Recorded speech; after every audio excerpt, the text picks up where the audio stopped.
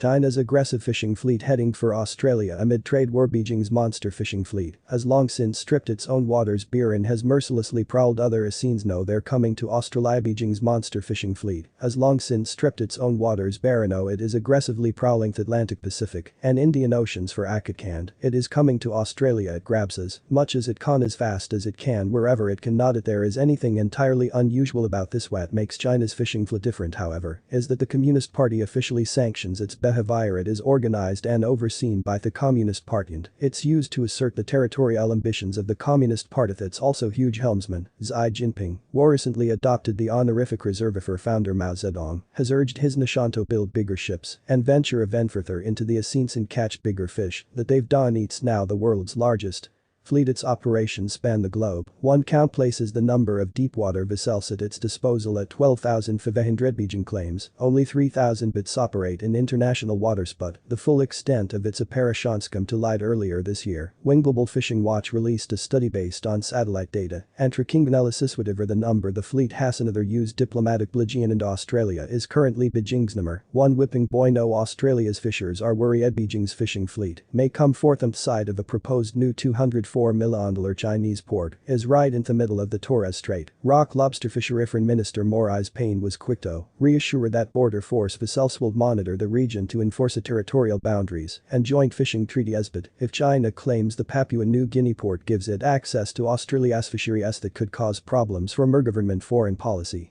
Advisor Philip Sidoicki says the proposed port is a demonstration of great power. Geopolitics reality is that it continues to sit at the center of a tug of war where the presence of China's authoritarianism is increasingly imprinting itself on the fledgling democracies of the Pacific. He writes, really driven by altruism or regional responsibility places both the resources and security of the region at risk. It's not a new threat. In 2018, the Low Institute foresaw Beijing's fleet may soon create new security headaches for Australia. The impact of Chinese fishing has important strategic consequences for Australia's region in several ways. David Brewster wrote, "Half-time there is a good chance that fishing will become a key locus of disputes and incidents involving China."